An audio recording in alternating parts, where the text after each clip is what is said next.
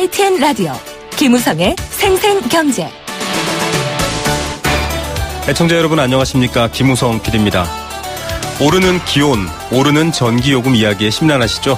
반면 내리는 것도 있습니다. 원달러 환율 내리고 있습니다. 오늘 1,100원 선 무너졌었는데요.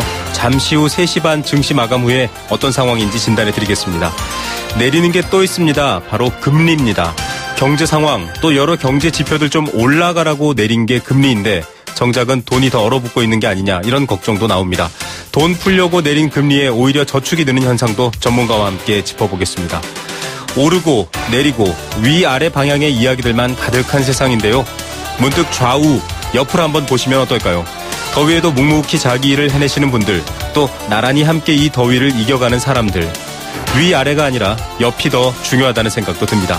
2016년 8월 10일 수요일 김우성의 생생경제입니다.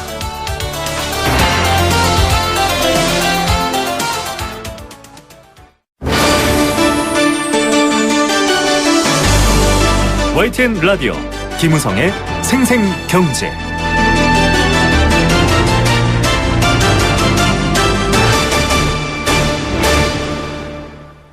네, 첫 번째 생생 인터뷰입니다. 이 EU, 유럽연합과 일본 등 주요 국가들이 소비를 늘리고 경기를 부양시키기 위해서 취한 정책이 있습니다. 바로 마이너스 금리입니다.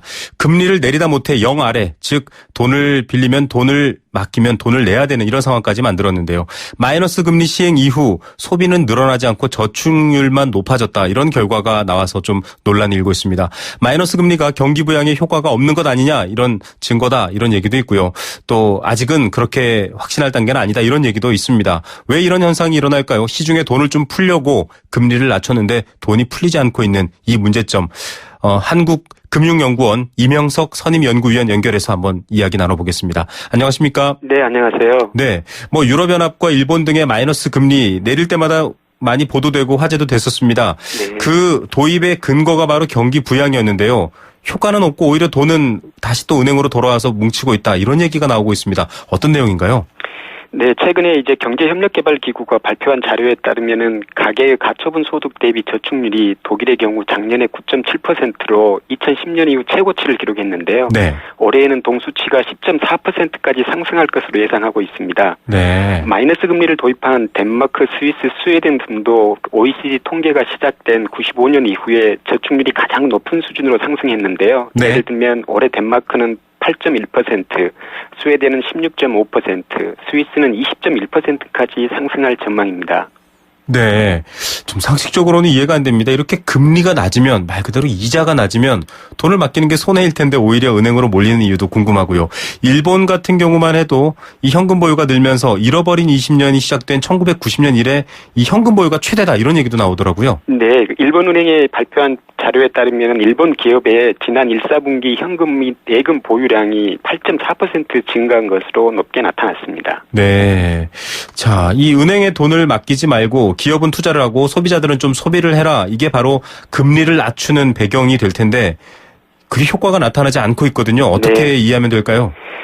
저물가라든가 고령화, 그리고 미래에 대한 불안감 등이 복합적으로 작용한 것으로 보입니다. 우선 이 세계적으로 물가 상승률이 낮은 수준을 지속하면서 네. 실질 구매력이 증가했기 때문에 상대적으로 소비자 입장에서는 저축할 수 있는 여력이 늘어난 측면이 있다고 하겠습니다. 네. 아울러 이제 고령화가 진전이 되면서 소비 성향이 상대적으로 낮은 노년층 비율이 높아지기 때문에 국가 전체적으로 보면 소비가 줄어드는 점에 기인한다고 할 수 있겠고요. 네네. 마지막으로 또 미래에 대한 불안감이 소비를 위축시킬 수 있다고 생각됩니다. 마이너스 금리 정책이라 하면은 소비자와 투자자로 하여금 미래보다는 현실을 우선시하도록 유도하는 정책인데요. 네. 얼마나 경제가 안 좋으면 중앙은행이 마이너스 금리 정책까지 도입했을까라는 불안감이 지갑을 닫는 효과를 유발하는 측면도 있다고 생각됩니다. 예, 결국은 좀 심리적인 부분에 기인한다. 즉 마이너스 금리 취할 만큼 경제가 안 좋으니 돈을 쓰기보다는 오히려 나도 이 돈을 좀 더 지니고 있어야겠다, 이런 결과로 이어진다, 이렇게 이해하면 될까요? 네, 그런 불안감이 크게 작용한 것으로 생각됩니다. 예. 자, 불확실성들이 나타날 때는 또 당연한 얘기지만 조금씩 사라지고 있는 지금 분위기도 한데, 이 마이너스 금리가 될 경우에 자산을 똑같이 모으려면 이자가 적으니까 더 많은 양의 돈을 저축해야 된다 이런 얘기들도 나오던데요. 이건 네, 어떻습니까? 최근에 이제 독일에서 발표된 자료가 재밌는 자료가 있었는데요. 네. 자산을 배로 만들기 위해서는 과거 고금리 시기였던 90년대 초반에는 약 9년이 소요됐지만 최근과 같이 마이너스 금리 상황에서는 그것보다 약 50배가 늘어난 500년 가까운 시간이 필요한 것으로 나타났습니다. 네. 뭐 어마어마한 차이네요. 자, 이만큼 좀 여러 가지 이 자산에 대한 개념 혹은 상황이 많이 바뀌었다라는 생각도 드는데 이 마이너스 금리의 정책 금리의 이런 효과가 나타나기에는 좀 시기상조다 이런 주장도 있습니다. 지금 박사님께서도 각 나라 마이너스 금리 정책을 도입할 당시에 좀 정책적 효과로서는 좀 제한적인 면이 있을 거다 이렇게 얘기하신 적이 있다고 하는데요. 어떻게 좀 저희가 받아들이면 될까요? 네, 마이너스 금리 정책은 현재 각국이 취하고 있는 제도는 개별 은행들이 초과 지준을 중앙은행이 예치할 때 수수료를 부과하는 내용인데요. 네. 이러한 효과가 마이너스 금리 정책이 효과를 발휘하려면 무엇보다도 은행이 예금자에게 부과하는 예금 금리가 마이너스 수준까지 하락할 수 있어야 합니다. 네. 그러나 실제로 상업은행들은 고객 기반 잠식 우려 때문에 마이너스 금리 정책으로 인해서 중앙은행에 지급해야 하는 수수료 부담을 예금자에게 완전히 전가시키기 어렵습니다. 네. 실질적으로 마이너스 금리 정책을 도입한 나라에서 모든 국가에서 예금 금리는 하락을 했습니다만은 여전히 플러스 수준을 하고 있는 것도 바로 이러한 이유라고 할 수 있겠습니다. 네. 결국 예금 금리가 마이너스로 전환이 되어서 은행의 자금 조달 비용이 하락하지 않는 상황에서는 대출이 늘어나기 어렵고 궁극적으로 실물로 자금이 유입되지 않는다는 측면에서 그 정책 효과가 제한된다는 의미입니다. 예. 사실 지금 뭐 박사님 설명해 주신 것처럼 이 금리라는 건 결국은 간접적으로 영향을 미치는 거라고 이해도 될까요? 이런 방식인데 네. 그런 방식으로 은행 간, 중앙은행과 개별 은행 간의 어떤 이 금리 조정이 사실 실질적으로 소비자나 개개의 경제 주체인 국민들한테까지 영향을 미치지는 않는다. 이렇게 좀 이해하면 네, 되는 건가요? 그렇습니다. 예. 자, 근데 나라마다 좀 다른 성패도 있다. 이런 얘기도 있더라고요. 뭐 네. 우리나라도 그런 걸 좀 비교해서 봐야 될 텐데 어떤 상황입니까? 마이너스 금리 정책 도입 배경이 이제 국가마다 좀 다르다는 측면인데요. 네. 유럽 중앙은행과 일본은행 등과 같은 글로벌 기축 통화를 발행하는 중앙은행은 양적 완화 정책을 보완하기 위해서 마이너스 금리 정책을 도입을 했습니다. 네. 양 국가들은 2008년 금융위기 이후에 양적 완화 정책으로 시중에 유동성을 많이 공급했음에도 불구하고 공급된 자금이 은행 예금으로 집중되자 예금에 대한 인센티브를 낮춤으로써 실물경제 자금 유입을 도모하기 위해 마이너스 금리 정책을 도입한 거고요. 네네. 반면에 덴마크, 스웨덴, 스위스 등 유로 지역 주변 국가들은 유로 지역과 밀접한 무역 관계를 가지고 있지만 유로화를 사용하지 않는 나라입니다. 네. 각자 고유 통화를 사용하다 보니 유럽 중앙은행이 마이너스 금리 정책을 쓰면서 유로화 가치를 낮게 유지함에 따라서 자국 통화 가치가 상대적으로 높아가는 부작용을 완화하기 그렇죠. 위해서 금리 정책을 도입했습니다. 예, 좀 마이너스 금리를 도입하는 이런 배경도 차이가 있는데, 자, 우리나라는 아직 뭐 마이너스 금리까지는 아니지만 하느니 최근 금리를 내렸습니다. 0.25 내려서 네. 1.25%의 기준 금리를 가지고 있는데, 네. 어떻게 유동자산이 갈 길을 잃었다 이런 보도들 많이 나오고 있습니다. 그래서 금융권, 부동산 쪽으로 좀 돈이 몰리고 있다 이런 말도 나오고 있는데, 네. 결국 금리 인하가 경기부양이라는 이 목표에 영향을 못 미쳤다. 이렇게 이해할까요? 어떻습니까? 경기부양 실물에 영향을 미치기 위해서는 풍부한 유동성에 대한 그 소비와 투자의 금리 민감도가 상대적으로 높아야 되는데요. 네네. 이제 저금리 상황이 장기간 지속이 되면서 기준금리가 인하되더라도 소비나 투자가 그 금리에 반응하는 정도가 예전보다 많이 낮아진 것이 경기부양의 한계로 작용하는 것이 아닌가 생각됩니다. 네.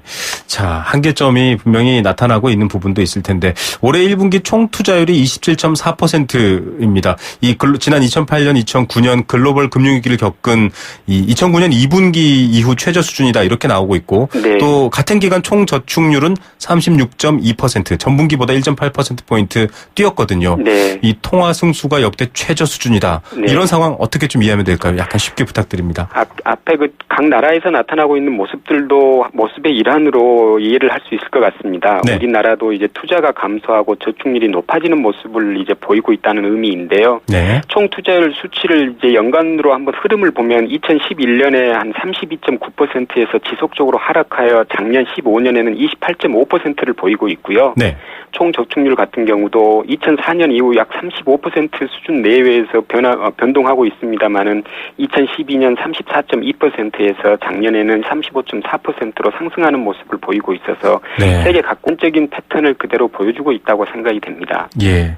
결국은 뭐 등도 돌지 않고 좀 얼어붙어 있다 이런 느낌도 있는데요. 그럼에도 불구하고 일각에서는 경기가 좋지 않다고 금리를 더 인하해야 된다 이런 얘기도 나오고 있습니다. 내일 이제 한국은행 금융통화위원회 금통위가 열리거든요. 기준금리 결정해야 되는데 어떻게 보십니까? 금리 추가로 인하가 될까요? 8월 내일 열리는 금통위 기준금리는 동결될 것으로 전망합니다. 네네. 이유는 지난 6월에 기준금리를 한번 인하한 데다가 정부가 이제 11조 원 규모의 추가 경정 예산을 추진하고 있기 때문에 향후 이러한 그 완화 정책의 효과를 지켜보려고 하는 의지가 있을 것으로 생각됩니다. 네. 자, 뭐 여러 군데에서도 기준금리는 동결될 가능성이 있다라는 전망이 많은데요. 아무래도 한국은 또 미국의 금리 정책에 영향을 받을 수밖에 없을 겁니다. 지금도 원달러 환율에 대해서 아주 민감하게 주시하고 있는데 미국의 고용 지표도 좋아지고 경기 개선 기대감에다가 여러 가지 뭐 호조들이 나오고 있으면서 미국의 금리 인상 이제 좀 가시화됐다 이런 얘기도 있거든요.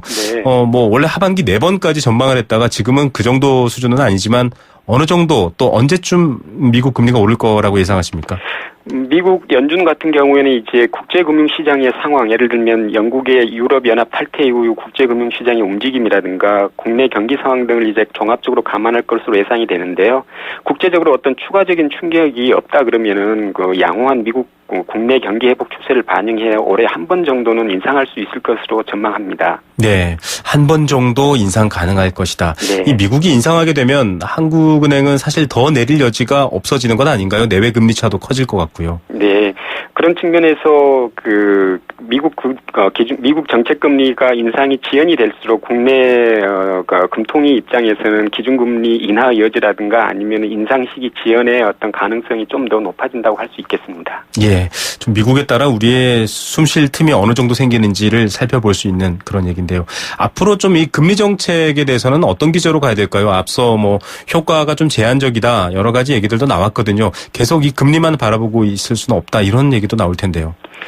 기준금리의 어떤 정책 효과가 제한적인 측면을 감안을 하고 현재 기준금리 수준이 완화적인 차원이라는 것을 감안을 했을 때 정책 여력 확보 차원에서 현 수준을 유지하는 것이 필요하다고 생각이 듭니다. 네. 다만 이제 향후 영국과 유럽연합과의 여러 가지 협상이 있는데요. 네. 유럽연합 탈퇴라든가 탈퇴 이후 새로운 관계 모색 과정에서의 협상에서 국제금융시장에서 예상치 못한 충격이 발생할 수 있습니다. 또한 내부적으로는 국내 기업 조정 과정에서 예상치 못한 상황이 전개될 수 있으니까 그러한 측면에서의 추가적인 충격이 발생하지 않는 한은 현 수준을 유지하면서 향후 충격을 발생했을 때 인하 여력을 확보할 필요가 있다고 생각됩니다. 예, 뭐 금리뿐만 아니라 통화 정책 같은 것들도 결국은 이 각 나라의 어떤 경제 상황의 개선을 목표로 할 텐데요. 이 일각에서는 이렇게 금리라든지 정책 금리 혹은 정책적인 어떤 간접적인 영향으로는 한계가 있어서 직접 좀 국민들에게 이 벤 버냉키 미 연준 전 의장의 표현과도 비슷하지만 헬리콥터로 좀 뿌리듯이 개개의 가구에 좀 돈이 돌 수 있도록 직접적으로 뭐 한국식의 어떤 양적 완화 같은 정책도 필요하지 않나 이런 얘기가 있거든요. 네. 제가 준비된 질문은 아니지만 좀 이런 방식의 좀 적극적인 정부의 노력은 어떻게 보십니까? 사실 이제 헬리콥터 지출과 같은 것들은 시장의 예상을 전적으로 뛰어넘는 뭔가 충격 요법이라는 차원에서 제기가 되고 있는데요. 네. 시장에서 금리 정책의 통화 정책의 효과가 워낙 없다 보니 이렇게 시장에서 예상치 못한 대중요법을 통해서라도 이 경제적인 효과를 도모해 보자는 아마 그 궁여지책의 표현으로 생각이 됩니다. 네네. 아직 국내 입장에서 그러한 예상치 못한 정책까지 도입할 상황은 아니라고 생각이 들고요. 네네. 네. 다만 이제 경제 정책의 예측 가능성을 제고하기 위한 노력은 필요할 것으로 봅니다. 예를 들어 금리 정책의 경우에는 향후 기준금리 방향에 대해서 시장과의 소통을 좀 더 강화하는 노력이 필요하고요. 네. 재정 정책의 경우에는 향후 재정이 어떤 역할을 할 수 있을 것인지에 대한 사회적 합의를 모색하는 노력을 좀 지속하는 것이 미래에 대한 불확실성을 완화시키면서 시장에서의 그 신뢰를 회복할 수 있는 좋은 방안이라고 생각이 됩니다. 예, 맞습니다. 박사님께서 앞서 처음에 이 심리적인 요인에 대한 걸 말씀하셨듯이 사회적 합의와 또 이런 여건 조성이 중요한 문제인 것 같습니다. 네. 오늘 말씀 감사드립니다. 네, 감사합니다. 네, 한국금융연구원 임형석 선임연구위원이었습니다.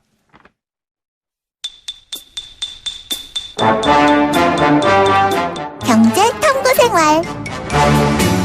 자, 어려운 경제도 쉽게 공감하고 초등학생처럼 퀴즈 풀면서 이해할 수 있는 경제 탐구 생활입니다. 퀴즈 형식인데요. 정답 보내주시면 알칼리수로 건강해지는 내 몸 A수 알칼리 생수 한 박스 드리고요. 2016년 매주 목요일 여행 스케치 콘서트가 가로수길에서 열립니다. 이 티켓도 드리고 있고요. 도심 속 꿈의 놀이터 일산 원마운트에서 워터파크 이용권도 드리고 있습니다. 단문 50원, 장문 100원의 정보 이용료 부과됩니다. 샵 0945번, 우물정 0945번 문자로 참여하실 수 있습니다. 오늘의 퀴즈입니다. 어제 국가신용등급 관련 인터뷰에서 국가신용등급이 상향 조정되면 자칫 원화가 강세돼서 수출에 타격이 올 수도 있다. 이런 얘기 전해드렸습니다. 오늘도 지금 관련 인터뷰 뒤에 준비하고 있는데요. 오늘 원달러 환율이 1년여 만에 1,100원 선 밑으로 떨어졌습니다. 우리 경제 특히 수출 부문 위험한 것 아닌가, 더 많은 달러를 써서 우리 상품을 사야 되는 가격 경쟁력이 약해진 것 아닌가 이런 걱정도 있습니다. 통상 환율 하락은 수입 물가를 낮춰 소비를 활성화하는 효과가 있지만 최근과 같이 저물가 상황이 지속되는 상황에서는 환율 하락이 소비의 증가보다는 오히려 이것에 우려만 키울 수 있다 이런 걱정이 나오고 있습니다. 통화량 축소에 의해 물가가 하락하고 경제 활동이 침체되는 현상, 영어로 얘기하는데요. 5글자입니다. 무엇이라고 할까요? 이것은 물가 수준이 하락하는 상황으로 인플레이션이 0 이하일 때를 얘기합니다. 과거 1930년 이전에 빈번히 발생했지만 요즘은 경제 교과서에서만 소개되는 현상이기도 한데요. 반면에 상품의 물가가 오르는 현상인 인플레이션의 반대 개념으로도 이해하시면 될 것 같습니다. 정답 많이 보내주십시오.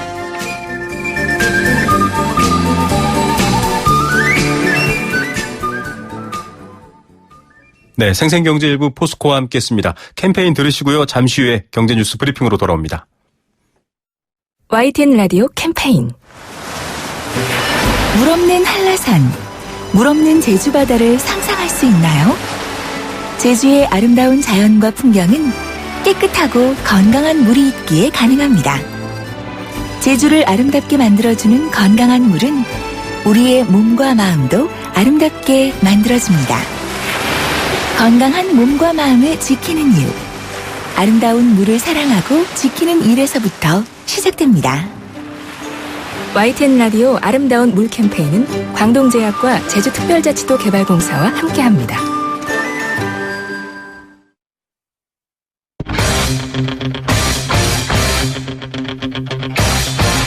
지금 가장 뜨거운 경제 소식. 경제 톱 뉴스.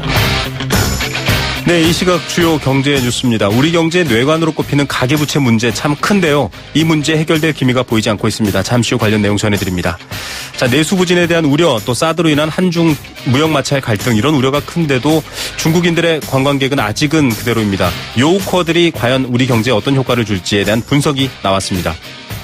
휴가철입니다. 여기저기 나들이 가시는 분들 많은데요. 나들이에 함께하는 여러 가지 식료품과 또 소매품들 어디가 가장 싼지 이런 정보들 알려드리겠습니다. 2대1 권소영 기자 연결합니다. 안녕하십니까? 네, 안녕하세요. 네, 가계부채 문제는 사실 항상 뇌관이라는 표현을 씁니다. 폭탄 자체는 아니지만 언제 터져서 우리 경제를 위협할지 모른다 이런 내용인데 지난달에도 올랐다고요? 네, 한국은행이 오늘 내놓은 자료를 보니까 지난달 말 기준으로 은행권의 가계대출 잔액이 673조 7천억 원이었습니다. 이게 전달보다 6조 3천억 원 늘어난 건데요. 역대 7월만 놓고 봤을 때 증가폭이 통계 집계를 시작한 이후 두 번째로 큽니다. 지난해 7월이 7조 3천억 원 증가해서 역대 최대치였는데요. 네. 작년을 빼고 2010년부터 2014년까지 7월 평균 증가폭이 2조 원이었으니까 예년에 한 3배가 넘는 증가세를 나타낸 겁니다. 네. 이 중에서도 주택담보대출 잔액이 506조 6천억 원으로 한 달 새 5조 8천억 원 늘었는데요. 올 들어 최대 증가폭입니다. 이 보통 여름은 이사 비수기라서 이 주택담보대출이 많이 안 늘거든요. 그런데 이렇게 늘어나는 것은 일단 서울 재건축 아파트가 강세를 보이면서 투자형 수요가 좀 몰렸고요. 그러면서 아파트 거래량이 늘어나면서 이제 부차적으로 주택담보대출이 늘어난 것으로 보이고요. 네. 여기에다 한국은행이 6월에 기준금리를 연 1.25%로 0.25%포인트 낮추면서 대출금리도 낮아졌잖아요. 네. 돈 빌리는 부담이 좀 줄어든 영향도 좀 있었던 것 같습니다. 예, 이 돈 좀 돌라고 낮춘 돈인데 이게 또 부동산으로 흘러들어가는군요. 주택담보대출 심사 강화했잖아요. 2월에는 수도권, 5월에는 전국으로 확대가 됐는데 이 효과는 없습니까? 어떻습니까? 네, 일단 통계만 보면 그렇게 보이는데요. 이 시중은행이 주택담보대출에서 소득심사를 강화한 이 여신심사 가이드라인을 아까 말씀하셨던 것처럼 올해 2월에는 수도권에 적용하기 시작했고 5월에는 전국으로 확대를 해서 아마 6월부터는 좀 줄어들 거다 이런 전망이 높았는데요. 주택담보대출이 늘어난 걸 보니까 이런 브레이크도 듣지 않은 상황인 것 같습니다. 그래서 정부의 가계부채 대책이 실효성이 없다 이런 논란이 일고 있는데요. 가계부채에 대한 우려가 지금 갈수록 커지고 있습니다. 가계부채가 이렇게 늘어나게 되면 빚 원금과 이자를 상환하면서 소비력도 줄어들잖아요. 그럼 네. 내수가 침체될 것이고 또 가뜩이나 힘이 없는 경제를 더 끌어내릴 수 있어서 지금 걱정이 많습니다. 네. 자, 이렇게 좀 어려운 상황인데 내수 부진에 대한 우려가 깊거든요. 요즘 중국 관련해서 굉장히 민감한 상황인데 요커들이 한국에 올 때 이 경제 효과 이 내용이 나왔다고요? 네, LG경제연구원이 낸 보고서인데요. 일단 작년에 중국인 관광객 598만 명이 한국을 찾았습니다. 네. 전체 외국인 관광객의 46% 거의 절반 가까운 수준인데요. 2011년에 222만 명이었던 것에 비하면 3배 가까이 늘어난 겁니다. 기업체 임직원 수천 명이 한꺼번에 방문해서 삼계탕 파티를 열고 치맥 파티를 여는 거의 인회전술 관광까지 등장했는데요. 이 중국인들이 한국에 쓰고 간 돈을 보니까 15조 7천억 원이었습니다. 이게 우리나라 전체 가계 소비에서 차지하는 비중이 2.1% 수준인데요. 중국인 관광객 생산 유발 효과가 27조 6천억 원에 달하고 부가가치 유발 효과는 12조 5,100억 원. 그리고 이들로 인해서 만들어진 일자리는 19만 4천 개라고 분석했습니다. 중국인 관광객 중에서는 쇼핑광들이 많은데요. 여행 경비 중에서 67%에 달하는 금액을 쇼핑에 쓰는 것으로 나타났습니다. 이렇다 보니까 지출 경비도 다른 외국인 관광객보다 좀 컸는데요. 지난해 방한한 중국인 관광객의 1인당 평균 지출 경비를 보니까 2,319달러였습니다. 이 대략 하나로 보면 254만 원 정도인데요. 전체 외국인 관광객 평균의 한 1.4배 수준이었습니다. 이 정도면은 중국 관광객들, 이 요커들이 한국 관광 산업을 먹여 살린다 이렇게 봐도 될 수준인데 앞으로 좀 중요한 이 주체가 될까요? 관광 산업에서? 일단 계속 늘어날 것이라는 전망은 있습니다. 이 중국인 해외 관광자 수가 전체 중국 인구에 차지하는 비중이 아직은 좀 낮기 때문에 앞으로 중국인들 소득이 늘어나면서 한국을 찾는 중국인도 늘어날 가능성이 있다. 이렇게 보고 있는데요. 네. 이런 추세가 이어진다면 2020년 방한하는 유호커는 1,500만 명을 돌파해서 작년에 3배에 달할 것으로 이제 LG경제연구원은 전망했습니다. 이로 인한 소비 창출 효과는 500억 달러에 달해서 2020년 기준으로 우리나라 전체 가계 소비 한 5.7%를 책임질 것을 내다봤고요. 다만 이 중국인들이 사실 정치적 혹은 외교적 변수에 상당히 민감하고 작은 이슈에 좀 감정적으로 대응하는 경향이 있어서 최근처럼 이런 서드 문제 이런 이벤트가 발생을 하면 좀 그 발길을 좀 끊을 수가 있고요. 또 오늘 원달러 환율이 300원 밑으로 떨어졌는데 네. 이렇게 원화가 강세를 보이거나 상대적으로 이제 이 경쟁 국가라고 할 수 있는데 일본의 엔화가 약세를 보이게 되면 환율적 효과 때문에 좀 줄어들 수도 있습니다.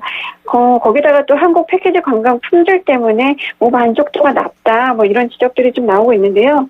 이런 여러 가지 것들을 좀 극복을 해야 요커 붐을 이어갈 수 있다 이렇게 분석했습니다. 예, 요커의 이 계량적인 효과들이 확실히 나왔기 때문에 좀 대책을 세워야 될 것 같습니다. 끝으로 휴가철입니다. 이 나들이 가는 분들이 많으시거든요. 삼겹살, 맥주 이런 것들 고기 빠지지 않는데 어디서 봐야 싼지 이런 자료가 좀 나왔나요? 네, 한국소비자원이 지난달 생필품 중에서 휴가철 주요 나들이용 식품 10개를 골라서 이 판매 가격을 전통시장, 백화점, 대형마트, 기업형 슈퍼마켓 이렇게 비교를 해봤는데요. 이 중에 6품목은 대형마트가 가장 저렴한 것으로 나타났습니다. 돼지고기 삼겹살과 생수, 콜라, 햄, 그리고 맥주, 소주 이런 6가지 항목은 대형마트에서 사시는 게 좋을 것 같고요. 쌈장과 맛살은 전통시장이 제일 쌌고 김밥용 김은 백화점이 그리고 빈과류는 기업형 슈퍼마켓 가격이 가장 낮았습니다. 네. 가장 가격 차이가 심한 제품은 삼겹살이었는데요. 대형마트 평균 판매 가격이 100g당 2,115원이었는데요. 백화점보다 57%나 저렴한 것으로 나타났습니다. 예, 이런 정보 확인하시고 휴가 가시면 알뜰하게 가실 수 있습니다. 오늘 탑 뉴스는 뭔가요? 가계부 증가를 될 수 있을 텐데요. 이 경제 규모 커지면서 그리고 또 저금리 시대니까 가계부시 늘어나는 것은 어찌 보면 자연스러운 현상이긴 한데요. 지금 늘어나는 속도가 너무 빠릅니다.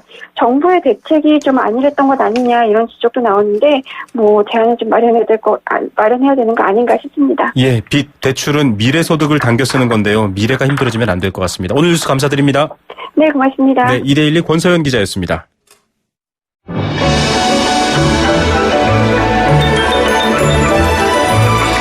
오늘의 경제를 들여다보는 시원한 창. YTN 라디오 김호성의 생생경제 생생 인터뷰. 네, 앞서 예고해드린 대로 원달러 환율이 심상치 않습니다. 이게 단지 우리의 원화가 강세를 입어서 좋다가 아니라 수출 업계로서는 가격 경쟁력에 문제가 생길 수도 있고요. 여러 경제 지표에 연결되어 있습니다.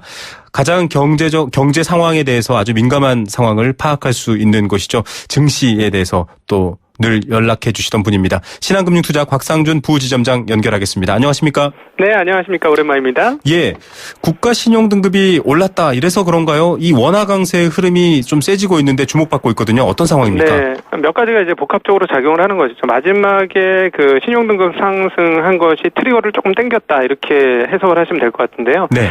상식적으로 봐서는 원화가 강세로 가는 것이 맞는 흐름이었습니다. 뭐 이미 잘 많이 들어보셨겠습니다만 원화가 저평가다 이런 얘기는 많이 들어보셨을 거예요. 네네. 근데 왜 원화가 저평가냐? 일반 우리 청취자분들이 이해하시기 쉽게 가계 이야기를 한번 해보도록 하겠습니다. 네. 가게가 장사를 하는데 장사가 잘 돼요. 네. 장사가 잘 돼서 계속 돈을 법니다.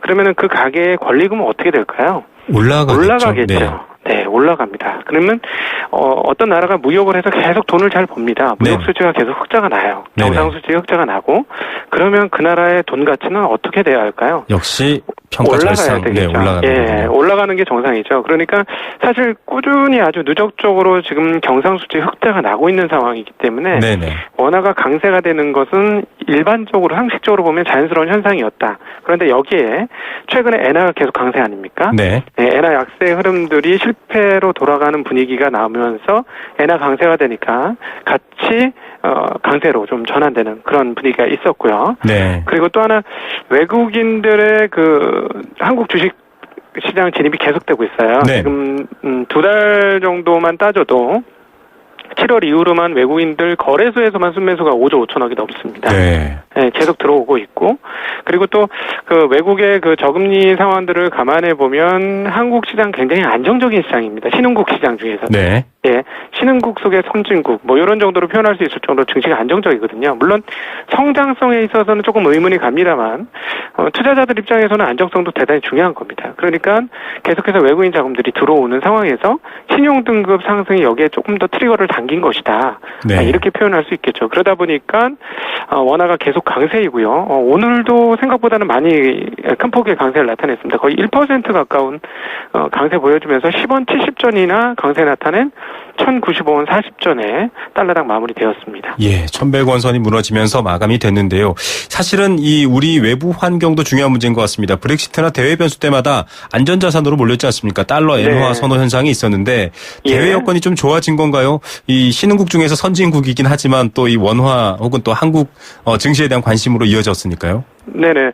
사실은 한국 주식시장 기준으로 보면 뭐 그렇게 주식시장이 크게 올라간 것은 아닙니다. 다른 나라에 비해서. 네. 특별히 그 다른 나라들은 뭐 이미 잘 알고 계시겠습니다. 미국 기준으로도 미국 경제가 완벽하게 회복은 아니고 회복의 과정들인데 지수는 뭐 회복 정도가 아니고 사상 최고치를 계속 경신하고 있지 않습니까? 네. 네, 그러니까 결국은 돈 많이 풀린 게 시장 가격을 올린 것이다 이렇게 볼 수 있습니다. 돈이 많다 보니까 표시 가격이 올라가는 것이죠. 그러니까 네.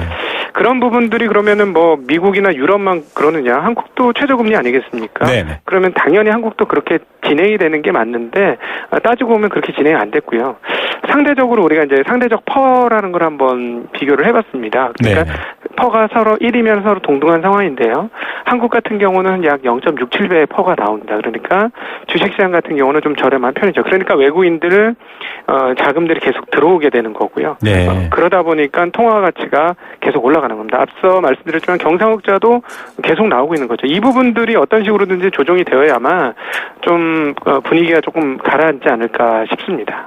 이 수출 기업들은 가격 경쟁력 면에서는 불리해지는 것 아닌가요? 어떻습니까? 맞습니다. 그러니까 사실 환율에 있어서 제일 걱정을 하고 있는 거는 뭐냐면 방향성이라기보다도 속도인데요. 지금 하루에 1%가 움직인다는 거 너무 많이 움직였습니다. 네. 그래서 이렇게 되면 수출 기업들은 정말 허걱허걱하죠. 이렇게 되면 그래서 아마 통화 당국이나 외환 당국이 일정 수준의 속도 조절을 위한 어떤 구도 언급이라든가 이런 것들이 조만간 나오지 않겠느냐 이렇게 생각은 하고 있습니다만 어쨌든 속도 조절은 외환 당국에서 조금 해줘야 되는 거 아닌가 싶습니다. 이렇게 빠른 속도면 대응하기가 굉장히 어렵습니다. 예, 수출 기업의 대응 문제도 있겠지만 향후 미국의 추가 금리 인상 같은 변수도 있고요. 저희가 또 그 상황 되면 다시 한번 연결해서 말씀 듣도록 하겠습니다. 오늘 말씀 감사드립니다. 네, 고맙습니다. 네, 신한금융투자 곽상준 부지점장이었습니다. 네, 오늘은 좀 특별한 인터뷰를 하나 준비했습니다. 연일 더위, 또 이 더위에 따른 전기요금 누진제 때문에 좀 시끄럽죠. 서시는 분들도 많습니다. 그래서 더위를 피해 여기저기 다른 곳으로 또 피서를 가시는 분들도 많습니다. 폭염이 소비 트렌드 또 경제활동의 표정까지 바꾸고 있다 이런 얘기도 나오고 있는데 전문가 연결해서 잠시 진단해 보겠습니다. 가톨릭대학교 소비자학과 김경자 교수 전화로 연결합니다. 교수님 안녕하십니까? 네, 안녕하세요. 예, 요즘 전기요금 누진제 이슈가 워낙 뜨겁다 보니까 이 더위 피하는 얘기가 다양하게 올라오고 있습니다. 주로 마트 피서, 백화점 피서, 카페 피서, 도서관 피서 이런 얘기들이 많이 나오고 있는데 더워지면 이렇게 또 폭염이 심해지면 좀 소비 유형이 새로워진다 이렇게 볼 수 있을까요? 네, 당연하다고 생각을 합니다. 그러니까 더위라는 새로운 굉장히 강력한 영향 요소 때문에 생활 패턴 자체가 변하고 있고요. 네. 또 쇼핑 패턴, 소비 패턴 모든 걸 바꾸거든요. 네. 예를 들면은 같은 쇼핑도 냉방이 잘 해결되고 이동할 필요가 없는 그런 원스톱 쇼핑몰 같은 데로 몰리고요. 네네. 그다음에 주로 구매하는 제품 같은 것도 피서와 관련된 것들을 많이 찾게 되죠. 그러니까 네. 음식도 더울 때는 따뜻할 때하고 찾는 음식 자체가 달라지잖아요. 네. 그래서 더위가 사람들의 소비 패턴을 많이 바꿀 것으로 생각을 합니다. 예. 이렇게 더워지면은 통상적으로는 산업 현장 같은 데를 봤을 때도 그렇고요. 좀 소비 심리 혹은 경제에 좋지 않은 영향을 준다 이런 선입견이나 상식이 있었거든요. 실제로 그렇습니까? 어떻습니까? 근데 제가 알기로는 어떤 구체적인 데이터가 나와 있는 것은 없는 것 같고요. 네네. 일반적으로 너무 더우면 사람들이 네. 그러니까 움직이는 거가 위축이 되잖아요. 네네. 그러다 보니까 아무래도 이제 활동을 덜 하게 되고 그래서 소비가 위축되는 측면이 있겠지만 또 한편으로는 그 폭염 자체가 새로운 어떤 제품과 서비스에 대한 수요를 창출을 하거든요. 네. 그러니까 한편으로는 이것 때문에 위축되는 분야가 있지만 또 한편으로는 이것 때문에 새로 개발되는 분야들이 있습니다. 예를 들면 의류라든가 화장품, 식품, 레저 이런 모든 부분들이 네. 이 더위를 피하기 위한 새로운 제품들을 예전엔 주목받지 못하는 그런 새로운 제품들을 내놓고 있어요. 예, 보통 백화점만 해도 이맘때쯤이면 가을 상품이 먼저 선도적으로 나오는데 아직까지 여름 상품이 불티난다고 합니다. 이렇게 교수님께서 네. 지금 지적해 주신 이 폭염을 좀 매개로 한 폭염 특수들이 있는데 요즘 보니까 쿨링, 쿨이라는 단어가 들어가지 않으면 약간 이 마케팅이 안 될 정도라고 하더라고요. 이 폭염 네네. 특수 같은 것들이 전체적인 소비 혹은 내수에 어떤 영향을 주는 면이 있을까요? 네, 그 소비자 니드에 맞추어서 적절한 제품을 개발을 하면요. 왜냐면은 소비자들이 이제 기후변화라는 걸 라멜처럼 여기다가 이 여름에 지속적으로 정말 이렇게 열대야로 잠 못 이루는 현상이 지금 몇 년째 계속되고 있잖아요. 네네. 그러면서 이게 이제는 지속적인 현상이고 피할 수 없는 현상이다라고 그러니까 습득을 하게 되면 이제 이런 걸 피할 수 있는 여러 가지 내구재에도 투자를 하게 될 거거든요. 네. 주택도 그렇고 가전도 그렇고 예를 들면 자동차든 아니면 여러 가지 가전제품이든 이 쿨링이라는 요소를 굉장히 중요한 요소로 삼게 될 것이고요. 네네. 그런 부분에서 사실상 우리가 생각지 못했던 많은 부분에서 새로운 제품이 개발될 여지가 있다고 생각합니다. 서비스 예. 같은 것도 마찬가지고요. 새로운 예를 수요나 들면, 이런 것들이 네. 나타나는 거군요. 네네. 그러니까 서비스 같은 경우도 더위라는 것을 이기기 위한 여러 가지 축제라든가 예를 들면 머드 축제 이런 것들도 네. 너무 덥고 그렇기 때문에 가능한 그런 요소들이잖아요. 네네. 그러니까 정말 어차피 사람들이 더위를 피해야 된다면 이 자체를 조금 더 재미있고 신나고 효율적으로 즐길 수 있게 하는 여러 가지 그런 서비스 요소들도 개발될 수 있을 거라고 생각을 합니다. 예, 이 누진 요금 때문에 아침마다 어젯밤엔 에어컨 좀 틀었냐가 안부 인사가 됐다고 하는데 이런 네. 상황에 서로 감정적으로 좀 말 그대로 열받아 있기보다는 다양한 이 더위를 활용한 새로운 창출, 새로운 축제, 네. 쿨링 축제 이런 것들을 좀 고민해주면 좋겠다 이런 생각도 듭니다. 좀 이 네. 더위의 효과가 말씀하신 것처럼 좋은 면도 있고 나쁜 면도 있고 약간 우산 장수, 소금 장수 이런 이야기 같기도 합니다. 좀 네. 어려움을 겪는 업종들이 있지 않겠습니까? 아무래도 더위에 취약한 식음료 업계라든지 그렇죠. 어떤 소비재들이 있을 텐데 이런 쪽에 대해서는 조금 그래도 대책이 필요하지 않을까요? 네, 기본적으로 이제 기후 변화에 대해서 정말 통제 불가능한 그런 어려움을 겪고 있는 곳이 아마 농업축산 이런 분야 아닐까 네, 싶어요. 맞습니다. 네, 그러니까 가공업이나 제조업 쪽은 빨리 비교적 빠른 어떤 대응이 가능할 텐데 농업이나 축산이라든가 아니면은 이 부분에 자기가 통제 가능하지 않은 영역으로 치부되어 있는 그런 영역들은 아무래도 한시적으로 어떤 지원이나 혜택이나 뭔가 있어야 되지 않을까 하는 생각도 듭니다. 예. 그런 것들도 좀 고민해 봐야 되겠다라는 또 말씀을 해주셨습니다. 이 더위라든지 계절적 요소가 많은데요. 좀 소비 트렌드를 잘 알고 따라가다 보면 뭐 현명하게 소비할 수도 있고 또 뒤처지지 않을 수도 있을 것 같고 뭔가 이 더위를 잘 이겨낼 수 있을 것 같거든요. 이런 어떤 계절적 요소와 맞물리는 소비 트렌드 좀 교수님 추천해 주시거나 소개해 주신다면요.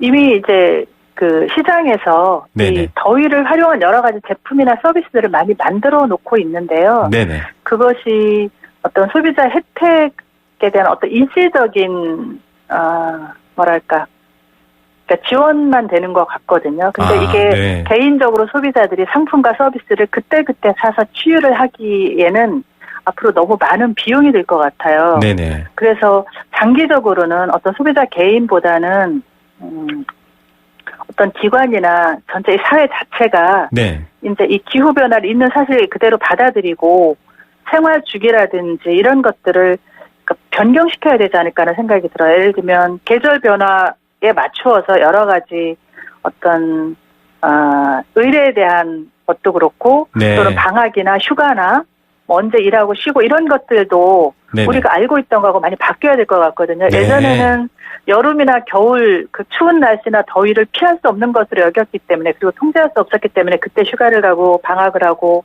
쉬고 그랬잖아요. 근데 요즘에 이렇게 통제가 가능하거든요. 그러니까 어느 시간에 쉬고 어느 시간에 일하고 이런 것들을 통제해서 어떻게 하는 게 전 사회적으로 생산성을 높일 수 있는가 이런 거를 좀 고민해보면 좋겠고요. 그러니까 소비자들은 지금 당장 나와 있는 그런 어떤 쿨링 제품들을 쓰는 거 말고도 그런 기기나 제품으로 더위를 이긴다는 데는 한계가 있기 때문에 그러니까 장기적으로는 내가 더위에 잘 이길 수 있는 그런 어떤 방법을 개발해야 되겠죠. 요즘에 예를 들면 뭐 숲이나 계곡 아니면 그늘 이런 거 주변에 잘 만들어서 사실은 그런 부분을 잘 활용하든가 아니면 더위를 잘 이길 수 있는 뭐 체질로 바꾸든가 운동을 하든가 그러니까 그런 쪽으로 변화해야 될 것 같고요.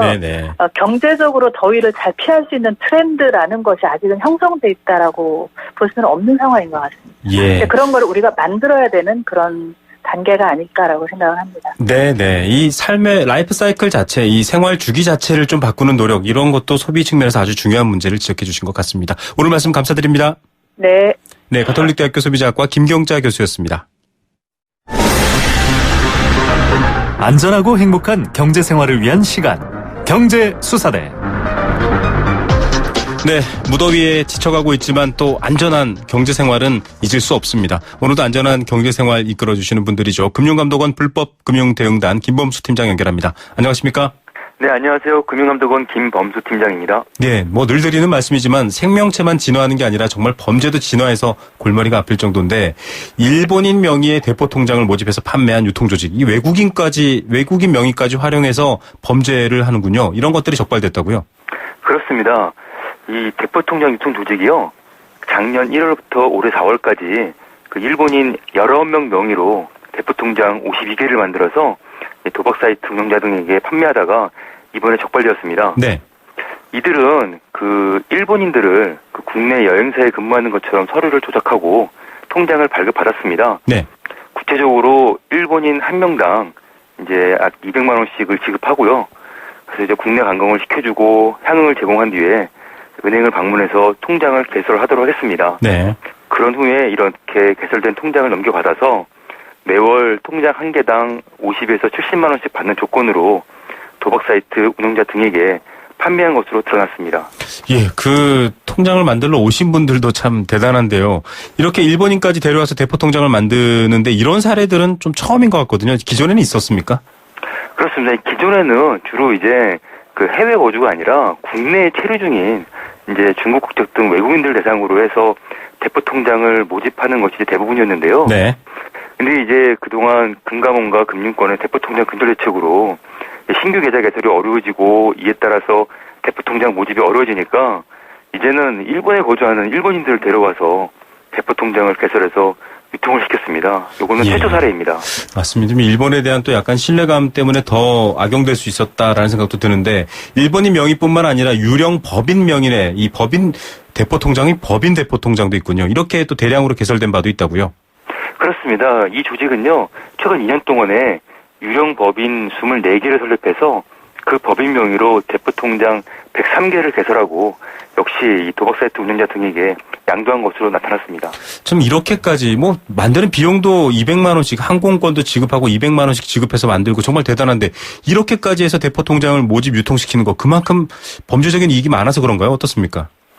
그렇습니다. 이게 대포 통장이 모든 금융 범죄의 숙주 역할입니다. 네. 범죄의 최종 단계에서는 반드시 이제 현금 인출이 필요하고요. 그렇죠. 예, 거기에 따라서 대포 통장이 필수적이기 때문에 이 범죄가 발생하는 한 대포 통장은 있을 수밖에 없습니다. 네. 이 말씀 금융감독원에 접수되는 이 전기통신 금융사기 관련 대포 통장 발생 건수만도 그 올해 상반기에 약 한 2만 5천 건 정도가 발생했습니다. 예. 금융범죄의 숙주라는 단어 여러분 말 기억하셔야 될 것 같습니다. 이 대포 통장을 확보하고 유통시키는 가장 일반적인 케이스는 역시 이 직장을 사칭해서 그러니까 구직을 사칭한 경우가 많죠. 그렇습니다. 올해 상반기에 그 저희 금감원 불법 사금융 피해 신고센터에 접수된 대포 통장 관련 상담 내용을 분석해 보니까요. 사기범들이 대포 통장을 확보하기 위해서 가장 많이 사용하는 방법은 이 구직 사이트 등을 통해서 대포 통장을 이렇게 공개적으로 모집하는 것으로 나타났습니다. 네. 즉 통장을 양도하면 이렇게 사용료를 지급하겠다면서 이제 구직 사이트에 게시하거나 아니면 이렇게 불특정 다수에게 문자 메시지를 보내는 거죠. 대표적인 예가 이제 주류 회사를 경영하고 있는데 탈세죠. 이 탈세를 네네. 목적으로 차명 계좌가 필요하니까 통장을 양도하면은 월 뭐 몇백만 원씩 주겠다, 계좌 네. 얼마씩 주겠다 이렇게 광고하는 것입니다. 자. 하지만 이 사기범의 말에 속아서 체크카드를 양도한 대부분은 결국 이제 대가도 받지 못한 채 대포 통장 명의인으로 등록돼서요. 금융거래에 큰 불편을 겪게 되는 것이 사실입니다. 네. 금융거래 문란 질서 이 행위자 이런 거에 등록되면 정말 이 아무것도 못하는 상황이 되니까 여러분들 이런 말에 현혹되시면 안 될 것 같고요. 이 대포 통장 중에 통장 가로채기 이런 것도 주로 유형으로 소개됐었던 것 같은데요. 그렇습니다. 이 예전에 성행했던 수법이 통장 가로채기입니다. 이 통장 가로채기란 주로 이 아르바이트 구직 사이트에 유령 법인의 그 채용 공고를 올려놓고요. 네. 구직자가 채용 공고에 지원하면 이제 뭐 급여 계좌 개설에 필요하다. 혹은 회사에 그런 출입증 만드는 데 필요하다면서 네. 계좌 비밀번호 및 체크카드 양도를 요구하는 수법입니다. 네. 근데 이제 이렇게 좀 금감원의 대포 통장 근절 노력이 있고 통장 가로채기 홍보가 지금 많이 된 상황이라서 취업 준비생들이 좀 잘 속지 않게 되자 아예 지금은 이제 공개적으로 대포 통장을 구직 사이트에 올려서 모집한다는 그렇게 지금 진행하고 있습니다. 네. 자, 이 대포 통장 매매 이렇게까지 참 문제가 많습니다. 불이익이 있는데 단지 뭐 거래가 어려운 게 아니라 형사처벌 받죠? 그렇습니다. 이 대포 통장 매매는 형사처벌 대상으로요. 그 전자금융거래법에 의해서 3년 이하의 징역 또는 2천만 원 이하의 벌금에 처질 수 있고요. 또한 그 피해자에 대해서 민사상 손해배상 책임 등을 부담하게 될 수 있습니다. 네. 그리고 일단 형사상 민사 책임과는 별도로 일단 대포 통장 명의인이 되면요. 인터넷 뱅킹이 사용할 수 없고요. 그리고 CD나 ATM 기기에서 돈을 살 수도 없고 오직 영업증 창구를 방문해서만 금융 거래가 가능합니다. 네. 그리고 1년 동안 신규 예금 계좌 개설도 제한됩니다. 그리고 만약에 금융질서 물론 행위자로 등록이 되면요. 이렇게 신규 대출 거절, 신용카드 한도 축소, 뭐 신규 계좌 개설 등 최장 12년 동안 금융거래 시 불이익을 받을 수 있습니다. 12년 동안 불이익 받을 수 있습니다. 여러분 이거 좀 확인하셔야 되고요. 이 대포 통장이 이제 애매할 경우에는 무조건 1332 금융감독원 전화하시면 됩니다. 확인만이 해결 방법인 것 같습니다. 오늘 말씀 여기까지 듣겠습니다. 감사합니다. 네, 감사합니다. 네, 금융감독원 김범수 팀장이었습니다. 한강 조망은 비싸다. 모르시는 말씀. 고층 한강 조망권에 전세대 테라스 하우스, 5베이 혁신 설계까지. 기회는 지금입니다.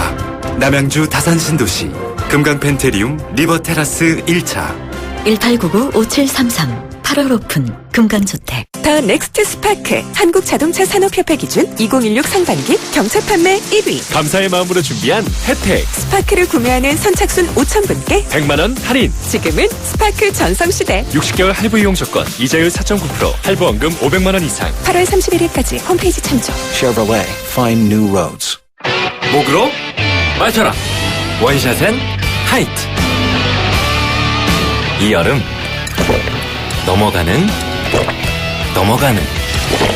넘어가는 맛이 좋다. 목으로 마셔라. 원샷엔 하이트. 잇몸이요. 괜찮다가 피곤하면 또 들뜨고. 그래서 전 인사돌 플러스 시작했어요. 염증에 좋은 생약 성분을 더해서 차이가 느껴지는 거죠. 너무 편해졌어요. 홍은희 씨도 잇몸이 좋아졌습니다. 붓고 시리고 피날 때 인사돌 플러스. 인사돌 플러스. 어쩜 이렇게 좋아지죠? 편안해진 잇몸의 차이를 느껴보세요. 네, 생생경제 포스코와 함께했습니다. 6229님 8명이 일하는 공장입니다. 너무너무 덥네요. 네, 시원해지시기 바랍니다. 퀴즈 정답 감사드리고요. 오늘 생수는 8679님께 드립니다. 더워도 너무 덥네요. 에어컨 틀고 싶어요 라고 하셨는데 네, 트십시오. 저희가 대신 생수 한 박스 보내드리겠습니다. 9535님 원마운트 티켓 드립니다. 더운 날씨에 저도 덥지만 외부에서 일하시는 농부분들에게 힘내시라고 하고 싶네요. 저도 마찬가지입니다. 쌀 하나를 씹을 때마다 생각해야 될 것 같습니다. 자, 경제신문 기자도 듣고 계십니다. 유익한 경제뉴스 감사하시다고요. 저희도 늘 감사드리고 있습니다. 내일 오후 3시 10분에 찾아오겠습니다. 김우성의 생생경제였습니다.